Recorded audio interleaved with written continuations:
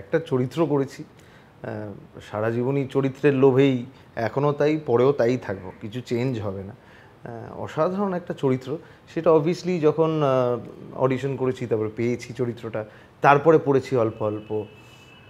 Two be very truthful, এই চরিত্রটা সেই সময় 1946-এর সময় প্রচণ্ড একটা বড় চরিত্র আর কি, যেটা মানুষের জানা উচিত। আই ফিল একটা জিনিস দেখছি চারিদিকে রটছে যে অভিনেতারা জানতেন না কি হচ্ছে কি হচ্ছে না। আমি আমার চরিত্র হিসেবে, মানে আমার চরিত্রে যেটা ছিল সমস্ত কিছু জানতাম। মানে আমি যেটা জানতাম না সেটা তো আমি অভিনয় করবো না, তো আমি জানতাম, আমার স্ক্রিপ্ট আমি পেয়েছি, বাট আমার চরিত্র I really want to own ইট, তাই না? মানে আমি ওই চরিত্রটা এত খেটে করেছি, কেন আমি এখন বলবো আমি ওইটা নিয়ে জানতাম না কিছু না? আমি তো চরিত্রটা যেটা আমি করেছি সেটা আমি জানতাম কি আছে।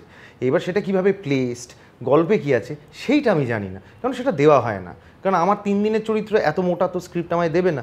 তো আমার চরিত্রটা আমার প্রচণ্ড লোভনীয় লাগে, আমি এমনি চরিত্রের প্রচণ্ড লোভে থাকি আর কি, ভালো চরিত্র আর এরকম স্ট্রং, যেটা দেখাও যাচ্ছে ট্রেলার, প্রচণ্ড স্ট্রং একটা ক্যারেক্টার। তো সেই জন্য অ্যাবসলিউটলি।